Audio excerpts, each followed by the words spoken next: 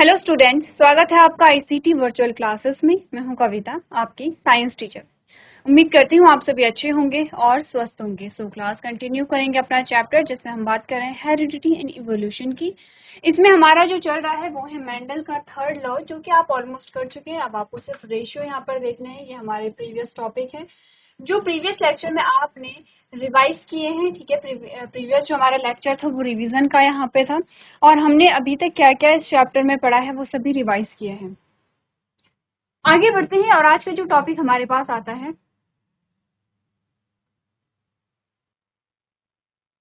चलिए आज का जो टॉपिक हमारे पास आता है वो है कि जब यहाँ पर third law, that is law of independent assortment यानी कि स्वतंत्र अपव्यूहन का नियम देखा गया और उसमें डाईहाइब्रिड क्रॉस करवाया गया। तो कैसे हमने किया था, हमने क्या कहा था कि क्योंकि डाईहाइब्रिड क्रॉस कह रहे हैं, इट मीन्स कि यहाँ पर कैरेक्टर्स जो हैं वो दो कैरेक्टर्स हैं। कौन कौन से? पहला कैरेक्टर तो सीड कलर का है। सीड कलर के दो ट्रेट हमारे पास आते हैं, येलो एंड ग्रीन। और अब क्या कैरेक्टर है, क्या ट्रेट है, ये अभी तक आपको पता होना चाहिए क्योंकि हमने यहाँ पे प्रीवियस जो हमारे लेक्चर्स थे उसमें हमने पूरी चीजें यहाँ पे क्या की हैं, डिस्कस की हैं। तो हमने कहा कि हमारे पास क्या होते हैं,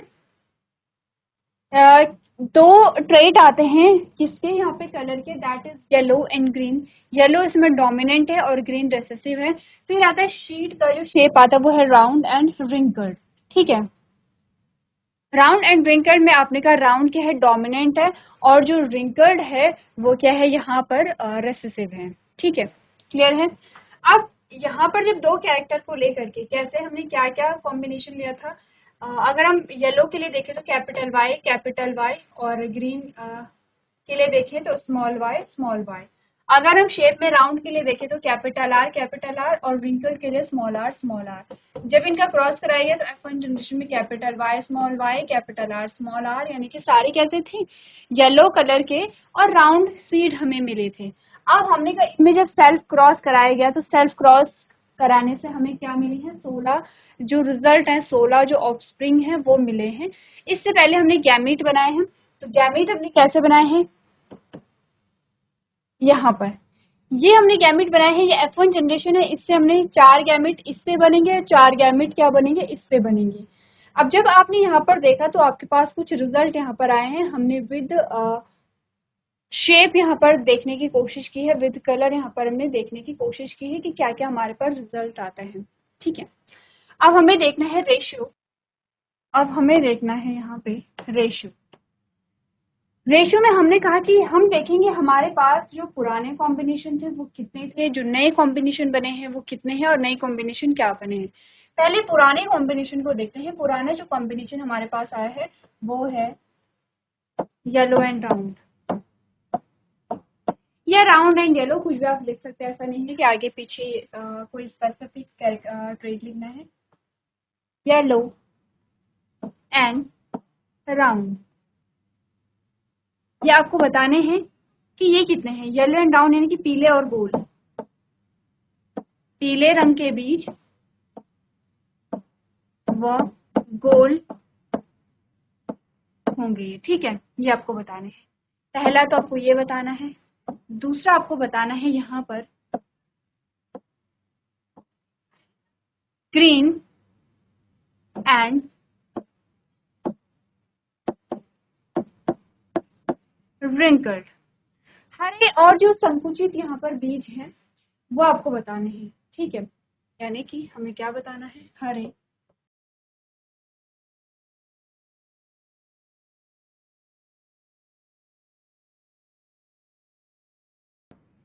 संकुचित। अब सबसे पहले मैं कुछ देर के लिए आपको टेबल देखने के लिए बोल रही हूँ। आपको क्या करना है, यहाँ पर बताना है yellow and brown and green and wrinkled कितने यहाँ पर।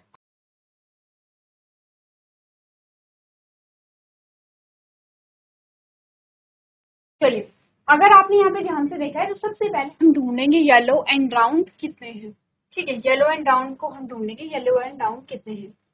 नंबरिंग कर लेते हैं। सबसे पहले येलो है और राउंड है। आपने कहा कि हमने लिखा भी है, आपको शेप भी दिखाई गई है कि येलो कितने हैं, राउंड कितने हैं। तो आपने कहा येलो एंड राउंड क्या है, ये पहला है। दूसरा हमने कहा ये येलो है और राउंड है, तो ये क्या है, ये दूसरा है। येलो एंड ब्राउन ये कैसा है, तीसरा है, यानी कि हम टोटल देख रहे हैं कि कितनी संतति ऐसे हैं जो येलो एंड ब्राउन है, तो तीसरे हमारे पास तीसरा ऑप्शन यहाँ पे आ गया है। आप कलर को देखेंगे, बेसिकली जो मस्टर्ड कलर आपको दिखाई दे रहे हैं ये कलर वो येलो एंड ब्राउन होंगे, ठीक है। तो हमने कहा ये सारे हम कलर गिन लें, ये क्या है, फोर्थ है येलो एंड ब्राउन, ठीक है, लिखा भी है और आप शेप भी देखेंगे कलर भी देखेंगे, ठीक है, फोर्थ है। ये क्या है, फिफ्थ है, ये आपने कहा येलो एंड रिंकल्ड है, ये मस्टर्ड कलर का नहीं है, लाइट येलो है, तो ये पीले रंग के बीज हैं लेकिन कैसे हैं, रिंकल्ड हैं, ये देखिए पीले रंग के हैं लेकिन कैसे हैं, संकुचित यहाँ पर है। ये है छठवां, येलो एंड राउंड है, यहाँ पर ये येलो राउंड नहीं है।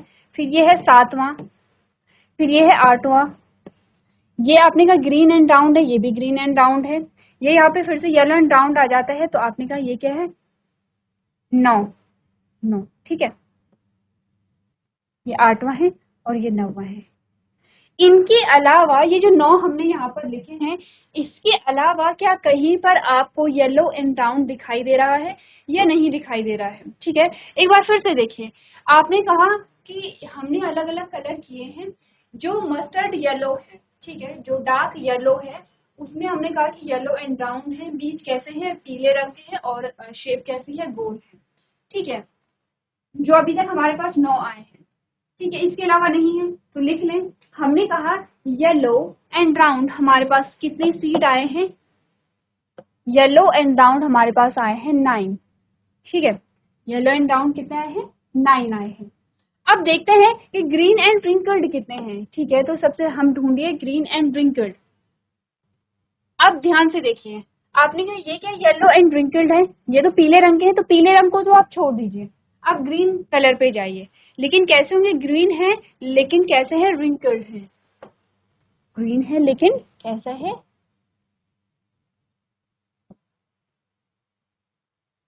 रिंकल्ड है, ठीक है। अब हमने कहा कि सबसे पहले ग्रीन कलर पे जाइए, ग्रीन तो है लेकिन कैसा है, राउंड है, ये भी ग्रीन तो है लेकिन कैसा है, राउंड है, ये भी ग्रीन है लेकिन कैसा है, राउंड है। ग्रीन और रिंकल्ड जो हमारे पास आता है वो एक ही आता है, इस प्रकार से, ठीक है। तो हमने कहा कि ये क्या है, सिर्फ एकमात्र ये ऐसा प्लांट है जो कैसा है, यहाँ पे ग्रीन है और रिंकल्ड है, आप नंबरिंग से कंफ्यूज नहीं होंगे, ठीक है। हमने कहा कि ग्रीन होगा यानी कि कलर ग्रीन होना चाहिए और बीज कैसा है, रिंकल्ड होना चाहिए, तो हमारे पास ग्रीन एंड रिंकल्ड कितने आए हैं, 1 आए हैं।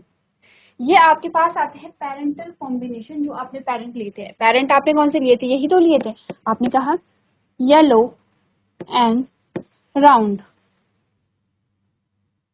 Green and wrinkled। Yellow and round कैसे थे, capital Y capital R capital R, और ग्रीन एंड रिंकल कैसे थे, आपने कहा स्मॉल वाई स्मॉल आर। ये एक्चुअली में पेरेंट है, ठीक है। F1 जनरेशन में फिर आपने कहा कि आपके पास क्या आता है, यहाँ पे हेटेरोजाइगस कंडीशन आता है, लेकिन ये पेरेंट्स है। आपने कहा येलो और राउंड जो है यहाँ पे, या फिर पेरेंट तो आपके पास क्या आए थे, इनके जो पेरेंट है यानी F1 जनरेशन क्या आई थी, capital Y capital R small R, it means कि ये पेरेंट है यहाँ पर। तो हमने कहा कि अगर हम ओरिजिनल पेरेंट को देखें यहाँ पर, तो ये हमारे पास पेरेंटल कॉम्बिनेशन आया है F2 जनरेशन में, F2 जनरेशन में ये पेरेंटल कॉम्बिनेशन आए हैं जिसमें येलो एंड राउंड है, येलो एंड राउंड है, ठीक है, ग्रीन एंड रिंकल्ड है, ग्रीन एंड रिंकल्ड है। तो आपने कहा ये पेरेंटल कॉम्बिनेशन आए हैं, लेकिन इसके अलावा और भी हमारे पास कुछ रिजल्ट आए हैं, वो हमारे पास होंगे न्यू कॉम्बिनेशन, ठीक है। तो अब हम बात करेंगे न्यू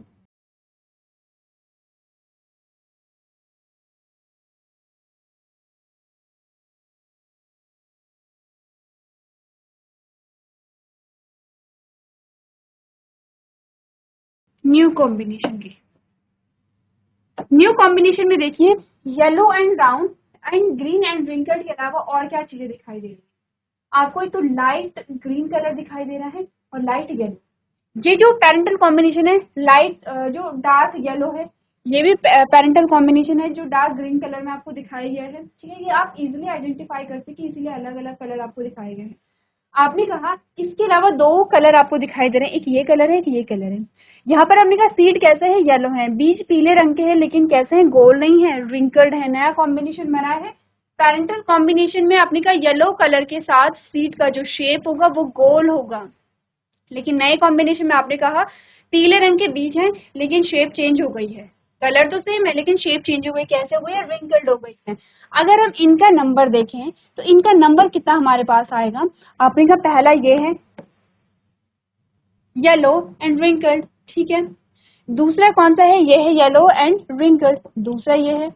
यहाँ पे भी सेम है कि रंग कैसा है, आपने कहा पीला है लेकिन बीज कैसे है, रिंकल्ड है। और कहाँ पर ये कलर दिखाई दे रहा है, यहाँ पर येलो एंड रिंकल्ड, तीसरा। अच्छा एक चीज ध्यान दीजिए, आपके पास क्वेश्चन कैसे भी पूछे जा सकते हैं, हो सकता है आपसे सिंपल सा पूछे जाए कि डाई हाइब्रिड क्रॉस को बताइए और F2 जनरेशन में जो रेशियो आता है उसे बताइए, आपको क्रॉस करना है, बताना। हो सकता है पूरा चेकरबोर्ड आपके पास आ जाए जैसे कि ये है और आपसे पूछा जाए कि बताइए इसमें रेशियो क्या है, जैसे कि अभी जो हम डिस्कस कर रहे हैं वहां पर आपको अलग अलग कलर करके नहीं दिखाया जाएगा जैसे हम यहाँ पर डिस्कस कर रहे हैं। यहाँ पर आपको कलर भी दिखाया गया है, वहां पर आपको शेप दी जा सकती है, ठीक है, लेकिन वहां पर कलर नहीं दिया जाएगा आपको।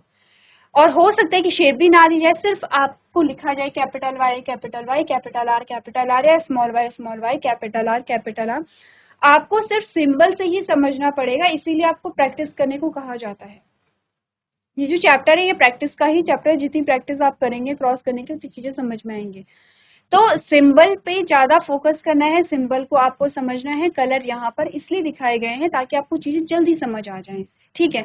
जब आप समझने लगेंगे, लेकिन सिर्फ कलर के बेसिस पे नहीं देखना है, सिंबल के बेसिस पे देखना है, क्योंकि आपने कहा एक भी कैपिटल वाई होगा तो आपने कहा कलर येलो आएगा, अगर दोनों स्मॉल वाई होंगे तो कलर क्या आएगा, ग्रीन आएगा। क्यों, क्योंकि डोमिनेंट और रेसेसिव हम पढ़ चुके हैं, येलो कलर डोमिनेंट है इसलिए एक भी कैपिटल वाई होगा तो येलो कलर आएगा, अगर दोनों ही स्मॉल वाई होंगे तो आपने कहा तब ग्रीन कलर आएगा क्योंकि ग्रीन कलर रेसेसिव है, ठीक है। तो हमने कहा कि तीन ऐसी चीजें हैं हमारे पास, तीन ऐसे कॉम्बिनेशन आए हैं जिसमें येलो कलर है और शेप कैसी है, रिंकल्ड है। तो लिख लें नया कॉम्बिनेशन जो हमारे पास बना है वो कैसा है, येलो एंड रिंकल्ड, यानी कि पीले बीज हैं व संकुचित, या जो सिकुड़े हुए बीज होते हैं संकुचित बीज। कितने हैं ये, आपने कहा इनका नंबर है 3, 3 है ये, ठीक है। कितने आते हैं, 3 हमारे पास ऐसे बीज आते हैं जो पीले रंग के हैं और रिंकल्ड है, ये न्यू कॉम्बिनेशन है। ये आपके पास पैरेंटल कॉम्बिनेशन आता है, यानी कि जो यहाँ पे पेरेंट्स में जो कैरेक्टर थे ये सेम कैरेक्टर है, नए जो कैरेक्टर बने हैं वो ये बने हैं। इसके अलावा आपने कहा कितने पेरेंट हो गए, 9 + 1 10 + 3 कितने हो गए, 13 हो गए हमारे पास, तो टोटल कितने हैं, 16 है, तो 3 और बचे हैं। इट मीन्स कि हमारे पास कुछ और नए कॉम्बिनेशन आए हैं। कौन से कॉम्बिनेशन आए हैं, आपने कहा ये पूरा हो गया है, ये हो गया है, ये हो गया, ये हो गया, ये हमने देख लिए हैं, ये वाले जो कॉम्बिनेशन ये हमने देख लिए हैं। अब ध्यान दीजिए हम अभी कलर के बेसिस पे बहुत जल्दी देख रहे हैं, आपको सिंबल के बेसिस पे देखना है।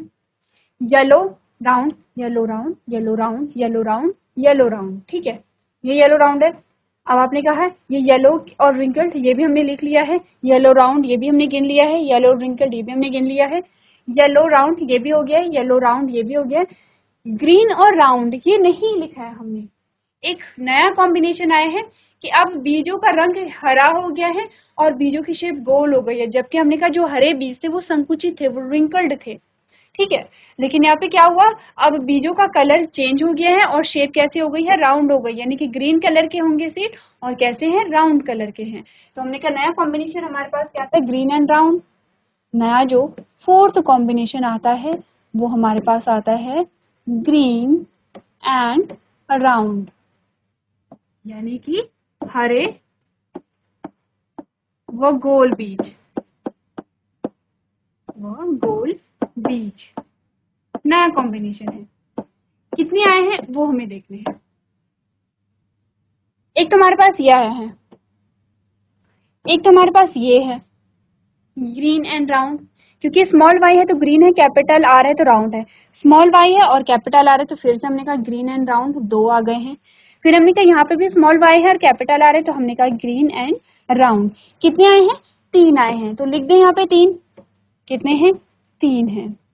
टोटल नंबर अगर आप गिनेंगे तो कितने हमारे पास आते हैं? 16 हो गए हैं। ठीक है, टोटल अगर हम देखेंगे तो हमारे पास क्या हो गए हैं? 16 हो गए हैं। ठीक है, इसको हम क्या लिखते हैं? अगर हम एक रेशियो लिखेंगे तो हम लिखते हैं कि 9 कैसे थे? येलो एंड राउंड थे तो 9 हो गए हैं। ठीक है, फिर हमने कहा कि यहाँ पर जो 3 थे वो कैसे थे? येलो एंड रिंकल्ड थे। वो कैसे थे? 3 थे। 3 कैसे थे? आपने कहा ग्रीन एंड राउंड थे तो फिर 3 थे। और एक कैसा था हमारे पास? हमने कहा ग्रीन एंड रिंकल था तो 1 आता है। तो रेशियो जो हमारे पास आता है वो 9:3:3:1 आता है।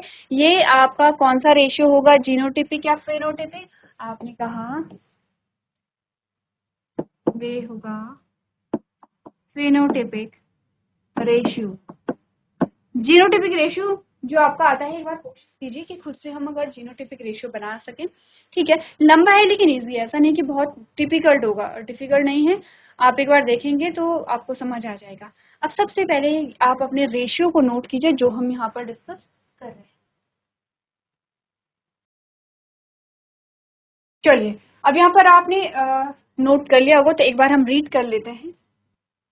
क्या बात यहाँ पर हुई है? आपने कहा डायहाइब्रिड क्रॉस में Mendel also carried out experiment to observe inheritance of 2 pairs of contrasting characters which is called dihybrid cross. Dihybrid cross में क्या हुआ है कि जो क्रॉस है, ऐसा नहीं है कि मेंडल ने मोनोहाइब्रिड क्रॉस किया था तो एक ही कैरेक्टर पास हो रहा था, बाकी के कैरेक्टर पास नहीं हो रहे थे। एक्चुअली में कैरेक्टर सारे पास हो रहे थे जितने होते हैं, बस मेंडल ने फोकस सिर्फ एक कैरेक्टर पे उस टाइम पे किया था। अब मेंडल ने क्या किया? उन्होंने 2 कैरेक्टर पे फोकस किया है और 2 कैरेक्टर को लेकर के यहाँ पे क्रॉस किया है।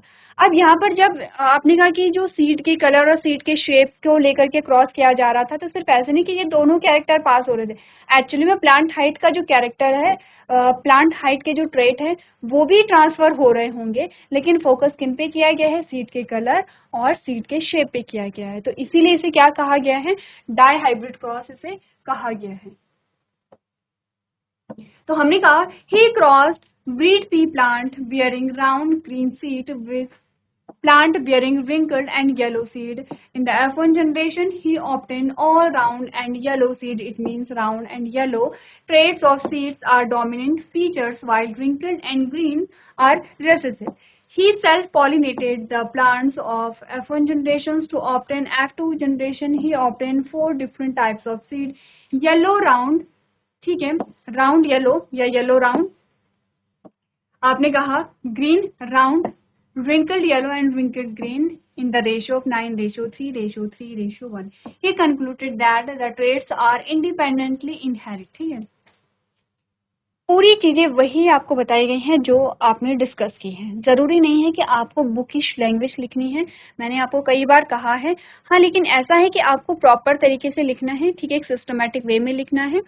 आप अपनी लैंग्वेज बना करके लिख सकते हैं जब आपको टॉपिक पूरा समझ में आ चुका है।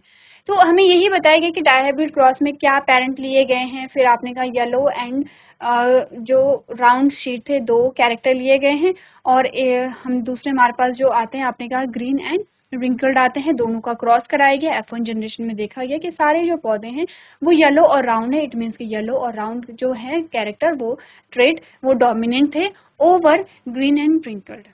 फिर क्या किया गया? फिर सेल्फ पॉलिनेशन कराया गया। F1 जनरेशन के बीच में सेल्फ पॉलिनेशन कराया गया है, सेल्फ क्रॉस कराया गया है। और जब सेल्फ क्रॉस कराया गया तो उन्होंने कहा कि 4 प्रकार के डिफरेंट यहाँ पे ऑफस्प्रिंग मिले हैं। टोटल नंबर 16 है, 16 है।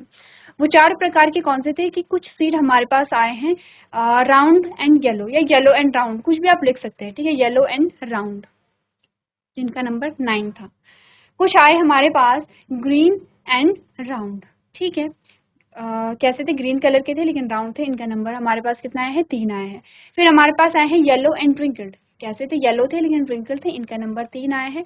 और एक जो हमारे पास आया है, आपने कहा है वो है रिंकल्ड एंड ग्रीन, यानी कि ग्रीन या रिंकल्ड, आप कुछ भी कह सकते हैं, आपको समझ में आना चाहिए, वो उसका नंबर था 1।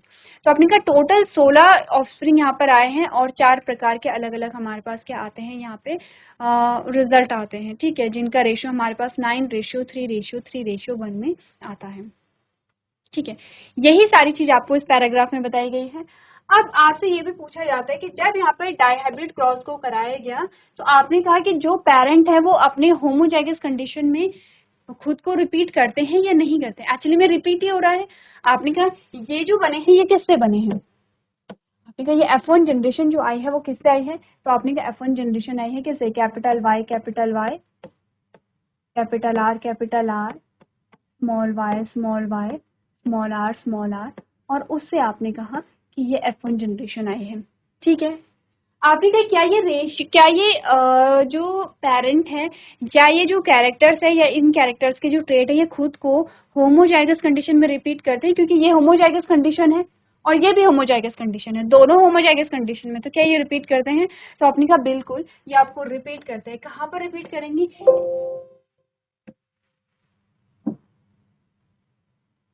एक तो आप ये वाला बॉक्स अगर देखेंगे तो आपको जो पेरेंट है वो कैसे मिला है, कैपिटल वाई कैपिटल आर, ये वाला पेरेंट आपको यहाँ पे दिख जाता है जो होमोजाइगस कंडीशन में जो खुद को रिपीट कर रहा है। आपने कहा ये वाला जो पेरेंट है जो रेसेसिव पेरेंट है क्या ये भी दिखता है, आपने कहा बिल्कुल। आप अगर ये वाला बॉक्स देखेंगे तो आपको स्मॉल वाई स्मॉल आर यानी कि ये वाला जो पेरेंट है खुद को यहाँ पे रिपीट कर रहा है, ठीक है। तो आपने कहा कैरेक्टर खुद को यहाँ पे क्या कर रहे हैं, रिपीट कर रहे हैं। सेम जो कैरेक्टर है वो इनहेरिट हुए हैं एज इट इज, लेकिन नए कॉम्बिनेशन भी यहाँ पर बने हैं, ठीक है, क्लियर है। तो इसी के साथ आपके जो मेंडल्स के लॉ हैं वो कंप्लीट यहाँ पर होते हैं। मैं मान के चल रही हूँ कि यहाँ पर आपने जो चीजें हैं वो अच्छे से ध्यान से पढ़ी होंगी। अब आता है how do traits get express. यहाँ पर आप थोड़ा सा जीन के बारे में बात करेंगे, जिसके बारे में आप पहले ही बात कर चुके हैं जब आपने चैप्टर स्टार्ट किया था। आपने कहा था cellular DNA is the information source for making proteins of the cell.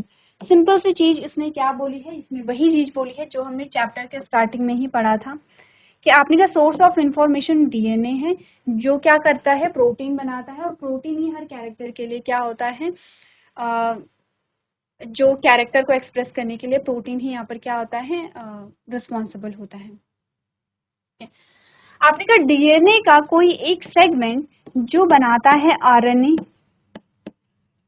इस आरएनए से बनता है प्रोटीन, और यही प्रोटीन रिस्पॉन्सिबल है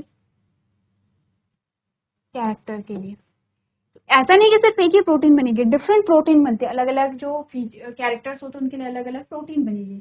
तो बेसिकली प्रोटीन बनाना है यहाँ पर जो क्या करता है, कैरेक्टर्स के लिए रिस्पॉन्सिबल होता है, ठीक है। किससे बन रहा है, डीएनए के किसी एक सेगमेंट से बन रहा है। ऐसे ही प्रोटीन फॉर एग्जांपल इस सेगमेंट से बनता होगा, ऐसे ही फॉर एग्जांपल इस सेगमेंट से बनता होगा, तो अलग अलग सेगमेंट से आरएनए से प्रोटीन से डिफरेंट कैरेक्टर्स आपके पास आते हैं।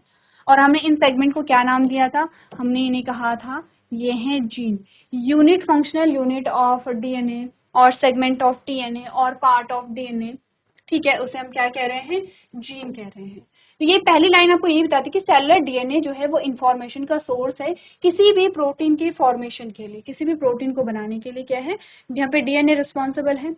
A part of DNA that provides information for one particular protein is called a gene for that protein. For example, the height of a plant depend upon the growth hormones which is in turn controlled by the gene. क्या बोला गया है, हमने कहा कि यहाँ पर DNA का वो सेगमेंट जो इंफॉर्मेशन प्रोवाइड करता है प्रोटीन फॉर्मेशन के लिए। अब आपने कहा इंफॉर्मेशन यानी कि क्या होगा, डीएनए के इसी सेगमेंट से तो प्रोटीन बना है, तो हम कह सकते हैं कि डीएनए का यही सेगमेंट प्रोटीन फॉर्मेशन के लिए क्या देगा, इंफॉर्मेशन देगा, या प्रोटीन फॉर्मेशन के लिए यहाँ पे क्या देगा, आगे जो प्रोसेस है वो यहाँ पे पूरी होगी, ठीक है। तो इन शॉर्ट हम सिंपल लैंग्वेज में कह सकते हैं कि डीएनए के इस सेगमेंट से प्रोटीन बना है, ठीक है, और इस सेगमेंट को हमने क्या कहा है, जीन कहा है। तो हमने कहा a part of DNA that provides information for one particular protein is called gene for that protein. For example The height of a plant depend upon a growth hormones which is turn controlled by the gene. Example दिया गया कि हर एक जो character है वो control होता है protein से, और प्रोटीन जो है वो किससे बनती है, आपने कहा जीन से बनती है। जीन क्या है, डीएनए का एक पार्ट है। एग्जाम्पल है ग्रोथ हार्मोन। हमारी हाइट ज्यादा है या कम है, यानी कि आप टॉल हैं या आपकी हाइट मीडियम है या आपकी हाइट बहुत कम है, ये रिस्पॉन्स ये डिपेंड करता है आपके ग्रोथ हार्मोन पे कि ग्रोथ हार्मोन कैसे रिलीज हो रहा है। ग्रोथ हार्मोन अगर ज्यादा रिलीज हो रहा है तो हाइट आपको ज्यादा देखने को मिलेगी, ग्रोथ हार्मोन कम रिलीज हो रहा है तो हाइट आपको कम देखने को मिलेगी। ये ग्रोथ हार्मोन किस पे डिपेंड करता है, इस प्रोटीन पे। ठीक है, ग्रोथ हार्मोन जो रिलीज हो रहा है वो किस पे डिपेंड करेगा, इस प्रोटीन पे। ये प्रोटीन किस पे डिपेंड करता है, इस जीन पे। तो हम इन शॉर्ट कह सकते हैं कि जीन रिस्पॉन्सिबल है कि आपका ग्रोथ हार्मोन कैसे रिलीज हो रहा है, कितना रिलीज हो रहा है। और जीन्स कहाँ से मिलते हैं, आपको अपने पेरेंट्स से मिलते हैं, आपको अपने ग्रैंड पेरेंट्स से मिलते हैं। ठीक है, इसीलिए कहते हैं कि अगर जैसे पेरेंट्स अगर क्या है उनकी हाइट ज्यादा है तो मोस्टली जो चांसेस होते हैं कि जो उनके संतति होती है उनकी हाइट भी अच्छी होती है, या पेरेंट्स की हाइट कम है तो बच्चों की हाइट भी कम होती है, अक्सर ये देखा जाता है। क्यों, क्योंकि हमने कहा जीन उन्हीं से पास हो रहे हैं और क्योंकि जीन ही रिस्पॉन्सिबल है कैरेक्टर्स के लिए। ठीक है, if the gene is efficient and more growth hormones are secreted, the plant will grow tall.